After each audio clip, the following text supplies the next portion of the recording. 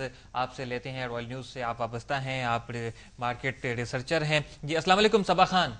वालेकुम सलाम। जी सबा खान, मार्केट के हवाले से आप क्या कहती हैं? इस वक्त मार्केट जो है वो मंदी का शिकार है और मुसलसल मंदी का शिकार है। टेक्निकली आप इसको कैसे देख रही हैं? देखिए शबी, अगर मैं यहाँ पे मोमेंटम इंडिकेटर्स आपको बताऊं, RSI 32 पे है, ओवरसोल्ड रीजन के बहुत करीब है। जी कल भी ऑलमोस्ट यही वैल्यूज थी इनकी, और स्टॉकिस्टिक ऑसिलेटर ओवरसोल्ड रीजन में है। 19.5 इसकी वैल्यू है यहाँ पे। जी तो यहाँ पे इनका ट्रेंड जो है काफी नेगेटिव मुझे नजर आ रहा है। अभी हो सकता है कि RSI जिस तरह थोड़ा मार्केट नीचे आए, ओवरसोल्ड रीजन को टच करे, तो वहां से एक रिबाउंड एक्सपेक्टेड है। लेकिन अभी जो इनकी फिलहाल डायरेक्शंस है वो डाउनवर्ड आ रही हैं दोनों की। दूसरी तरफ हम देखें कैंडल फॉर्मेशन को, उसमें जो वहां पर फॉर्मेशन नजर आ रही है वहां भी इन्वेस्टर्स का हमें इंटरेस्ट नजर नहीं आ रहा। दूसरी एक और रीजन है, 11,000 पॉइंट्स लेवल को मार्केट ने जब से ब्रेक किया है, एक सेंटीमेंट वीक हो जाता है इन्वेस्टर्स का, और 11,000 इस वक्त हमारे लिए एक इम्पोर्टेंट रेजिस्टेंस बन गया है। इस वजह से भी मार्केट में नेगेटिव ट्रेंड है, और कैंडल फॉर्मेशन क्लियरली इंडिकेट कर रही है कि एक तो इंटरेस्ट नहीं है, दूसरा यहाँ पे कोई प्राइस राइज हमें बहुत जल्दी नजर नहीं आ रही है। जी। अच्छा, आप सबा खान ये भी यहाँ पे बताते चलिए कि जिस वक्त जो मार्केट है मंदी का शिकार है, मार्केट में वॉल्यूम भी बहुत कम नजर आ रहा है, तो मार्केट की इस वक्त जो मौजूदा सूरत हाल है, इस हवाले से जो वॉल्यूम में कमी है, ये आपको ठीक लग रही है, या वॉल्यूम जो है वो काफी डिफर कर रहा है मार्केट की मौजूदा सूरत हाल से और इटसेल्फ? देखिए, जिस तरह प्राइस वॉल्यूम कंपैरिजन में देखूं तो ठीक है, ये एक ही डायरेक्शन में जा रही हैं। जिस तरह बहुत ही नैरो बैंड में प्राइस रेंज मूव कर रही है, उस तरह वॉल्यूम मूव कर रहा है। यहाँ पे मैं आपको एक चीज पॉइंट आउट कर दूं कि जो मार्केट की मूवमेंट है, यहाँ मुझे टेक्निकल रिबाउंड लग रहा है। मैंने कल भी इस चीज को मेंशन किया था कि थोड़ी इंडिकेशन यहाँ पे आ रही है, क्योंकि इंडेक्स बुलिंगर बैंड से बाहर मूव कर रहा है। इंडेक्स बुलिंगर बैंड से बहुत देर तक बाहर नहीं रह सकता, उसका पुल बैक आ जाता है। तो किसी भी पॉइंट पे हमें पुल बैक मिल सकता है। हमारे पास सपोर्ट लेवल्स हैं। इंपॉर्टेंट सपोर्ट लेवल 10,830 है। आप अगर आज देखिए, 10,840 का ही लो लगा है मार्केट में, उसने वहां से पहली सपोर्ट ली है। इम्पोर्टेंट लेवल एक रीसेंट लो है 10,770 का, जो 2 दिन पहले लगा था 10,700। ये ऐसे पॉइंट्स हैं कि अगर मार्केट इनको टच करती है, यहाँ ज्यादा ओवरसोल्ड हो जाएगी और एक टेक्निकल रिबाउंड यहाँ पे हमें नजर आएगा। बहुत बहुत शुक्रिया आपका सबा खान, रॉयल न्यूज़ से बात करने का। हमारे साथ टेलीफोन लाइन पर मौजूद थी सबा खान, जो कि हमारे से बात कर रही थी मार्केट की मौजूदा सूरत हाल के हवाले से। वॉल्यूम और जो मार्केट की सिचुएशन है वो एक ही डायरेक्शन में जा रही हैं। वॉल्यूम हमें बहुत कम नजर आ रहा है, लेकिन मार्केट जिस हद तक मंदी का शिकार है, इस हवाले से वॉल्यूम में और मार्केट की जो सूरत हाल है, इसमें किसी किस्म की कोई जो है वो हमें तब्दीली या डिफरेंस जो है वो हमें नजर नहीं आ रहा है। 10,700 का जो सपोर्ट लेवल है, ये एक अहम सपोर्ट लेवल साबित होगा आज की मार्केट के हवाले से। जी बिल्कुल शबी, आपने सारी सूरत हाल तो बताई। मैम सबा का बीपर भी हमने लिया, उनसे बात भी की। अब आपको ये बताएंगे कि international commodity and currency rates क्या हैं। आइए आपको दिखाते हैं।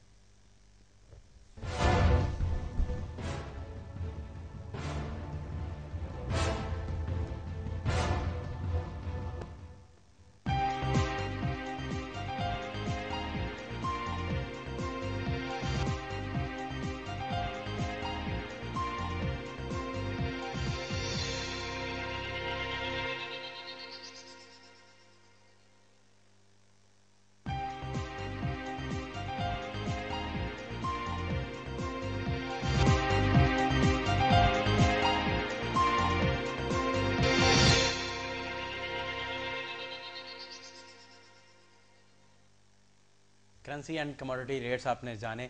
आपको बताते चलें कि गुज़श्ता साल 2001 के आखिरी 8 माह के दौरान अमेरिकी डॉलर की कदर कीमत में मुस्बत रुझान देखा गया है। जी बिल्कुल, और यहाँ पर एक सवाल ये पैदा होता है कि क्या ग्लोबल मालियाती बहरान और मईशतों की जो सुस्त रवि है, उसकी मौजूदगी में साल 2012 में डॉलर का मस्बत रुझान बरकरार रहेगा, और ऐसे कौन से अवामिल होंगे जो इस तेजी को कायम रखने में अहम किरदार अदा करेंगे? अहम सवाल है ये। और अमेरिका की जो मईशत है उसमें बेहतरी ने डॉलर की मस्बत जो रफ्तार है उसमें इतना किरदार अदा नहीं किया, बल्कि यूरोपीय मालियाती बहरान के खदशात ने नुमाया किरदार अदा किया है। यूरोपीय ममालिक का बढ़ता हुआ कर्जों का बोझ और यूरोपीय यूनियन की जो बका है, जैसे अहम अवामिल डॉलर जो है वो उसके सिमत का तयन करेंगे। ब्रायन डोलन नामवर करेंसी तजियाकार और इक्विटर और कमोडिटर और डॉलर के अलावा करेंसियों को रिस्क के जुमरे में रखते हैं, जबकि अमेरिकी डॉलर और बॉन्ड्स को महफूज सरमायाकारी करार देते हैं। लेकिन मार्केट के जो माहिरीन हैं वो अमेरिकी डॉलर के लिए तेजी की बजाय मंदी वाले अवामिल को ज्यादा उजागर करते हुए नजर आते हैं। एलन सेनियाई ग्लोबल माहिर मायशात हैं और उनके नज़दीक ये जो है एक फ़िलहाल अमरीकी डॉलर एक महफूज सरमायाकारी की हैसियत से मंजरेआम पर है, लेकिन मुस्तकबिल में अमरीका को बेशतर अंदरूनी मुश्किलात का सामना है, जिनमें मईशत की शरह नमू में कमी, बजट खसारा और सियासी तब्दीली जैसे मनफी अवामिल शामिल हैं। यूरोजोन क्राइसिस ने अमरीकी डॉलर और जापानी येन को फरोग दिया, लेकिन मुस्तकबिल में करेंसियां ममालिक की माशी कारकर्दगी और माशी हालात के रुझान की पैरवी करेंगी। अगर यूरोप में माशी बेहतरी और इस्तेहकाम देखा गया तो डॉलर की कदर में कमी वाक़ई होगी। और दीगर माहिरीन के मुताबिक इस वक्त यूरोपीय सरबराहों के लिए अहम तरीन मसला मौजूदा यूरोपीय क्राइसिस का हल है और ये हल सियासी या माशी बुनियादों पर होगा। जैसे ही कोई मुनासिब हल सामने आएगा, अमरीका की डॉलर जो है वो उसकी जो वैल्यू है अमरीकी डॉलर की वो कमज़ोर होना शुरू हो जाएगी और जिस तरह से सरमायाकार डॉलर से निकलेंगे, बाकी जो इस हवाले से मार्केट की बाकी तमाम मनफी अवामिल जो है वो मंजर आम पर आ जाएंगे, जिनमें अदायगियों के तवाज़ुन का शदीद मसला, करंट अकाउंट खसारा, गैर मुल्की बराह रास्त सरमायाकारी में खसारा, कम शरह सूद और बढ़ती महंगाई जैसे अवामिल शामिल होंगे। माहिरीन के मुताबिक सबसे ज्यादा खतरनाक अंसर अमेरिका में नवंबर 2012 में होने वाले सदारती इलेक्शन है। हर मुल्क में इलेक्शन का साल सरमायाकारी के लिए नामुनासिब और गैर महफूज करार दिया जाता है। नए सदर के लिए कर्जों का बोझ उतारने और नए टैक्स के निज़ाम को मुरतब करने के इक़दाम भी डॉलर की कदर पर गहरा असर डालेंगे। अमेरिका के अंदरूनी हालात गैर यकीनी और गैर मुतवक्के सूरत हाल के पेश नज़र डॉलर के वाज़े रुझान का तयन करना मुमकिन नजर नहीं आ रहा है।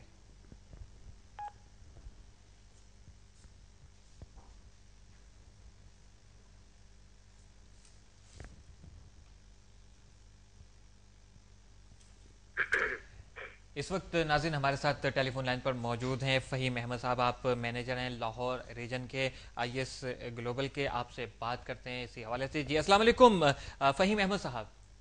जी वालेकुम सलाम। जी फ़हीम अहमद साहब, आप क्या कहते हैं इस वक्त जो मार्केट की मौजूदा सूरत हाल है, मंदी का शिकार है, क्या कहते हैं आप इस हवाले से? एक्चुअली जी फॉर वेरी ऑब्वियस रीजंस जो पॉलिटिकल अनसर्टेनिटी है और चीजें जो अनसेटल्ड हैं और मैं मतलब है कि आपको पता है कि काफी वल्नरेबल सिचुएशन है इस वक्त हमारी पॉलिटिकल डोमेस्टिक पॉलिटिकल हालात की, तो उसकी वजह से ऑब्वियसली नर्वसनेस पाई जाती है इन्वेस्टर्स के दरमियान। राइट। अच्छा, दूसरा आपसे ये मैं पूछना चाहूंगा कि जो शॉर्ट सेलिंग रूल्स हैं, इस हवाले से आप क्या कहते हैं? कराची स्टॉक एक्सचेंज ने जो तब्दीली की है, एक तो थोड़ा सा इसकी वजाहत कर दें हमारे व्यूअर्स के लिए, और दूसरा ये भी बता दीजिएगा कि इस हवाले से जो वॉल्यूम है, मार्केट वॉल्यूम शेयर्स का, उसमें कुछ इजाफा होगा? जी मैं कोशिश करूंगा ब्रीफली थोड़ा सा बता सकूं। बेसिकली तो अमेंडमेंट्स हुई हैं शॉर्ट सेलिंग रेगुलेशन में और शॉर्ट सेलिंग रेगुलेशन में बेसिकली थोड़ा सा जिसको हम ये कह सकते हैं कि थोड़ा सा कुशन दिया गया है, थोड़ा सा लेवरेज देने की कोशिश की गई है शॉर्ट सेलर्स के लिए, क्योंकि फर्स्ट ऑफ ऑल तो यही कहा गया था कि जी वो अपटिक के ऊपर शॉर्ट सेल की जाए। मैं सादे लफ्जों में ऐसे कह सकता हूँ कि बढ़ती हुई प्राइस के ऊपर शॉर्ट सेलिंग अलाउड थी, ना कि घटती हुई प्राइस के ऊपर, लेकिन अब उन्होंने इसको अलाउ किया है। और इसमें साथ में उन्होंने लेकिन एट द सेम टाइम ये शॉर्ट सेलिंग की जो बेसिकली ऑप्शन जो है उसकी उन्होंने कुछ लिमिट्स होती हैं, जैसे client wise 2% average daily turnover जो होगा किसी भी सिक्योरिटी का, वो client wise 2% average exposure allowed है। फिर इसी तरह अगर कोई मेंबर शॉर्ट सेलिंग करने जाता है तो वो overall 4% of average daily volume होगा उस पर्टिकुलर सिक्योरिटी का जो पिछले महीने हुआ था जी। और इसी तरह अगर मार्केट वाइड पोजीशन की बात आती है तो वो 40% एवरेज डेली टर्नओवर होगा उस एक पर्टिकुलर सिक्योरिटी का जो कि पिछले महीने रजिस्टर हुआ।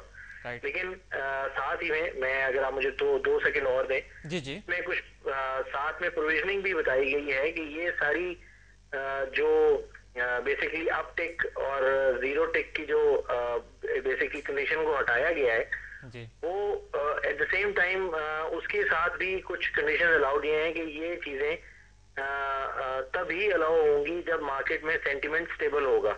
राइट। क्योंकि जैसे ही कहा यह जाता है कि अगर एक स्टॉक 2.5% अपनी ओपनिंग प्राइस से 2.5% तक से ज्यादा गिर जाए, तो एक्चुअली ये अपटेक का जो बेसिकली जो उन्होंने एग्जाम्पशन दी है, ये एप्लीकेबल नहीं होगी, क्योंकि वो नहीं चाहेंगे कि स्टॉक जो है वो ड्यूरिंग द डे फर्दर उसमें प्रेशर एग्रीवेट हो जाए। इसी तरह अगर कोई स्टॉक लोअर सर्किट ब्रेक की तरफ चला जाता है, तो अगले 2 दिन के लिए ये अपटेक और की जो कंडीशन है, जो जिसकी एग्जाम्पशन मिली है, वो एग्जाम्पशन खत्म हो जाएगी।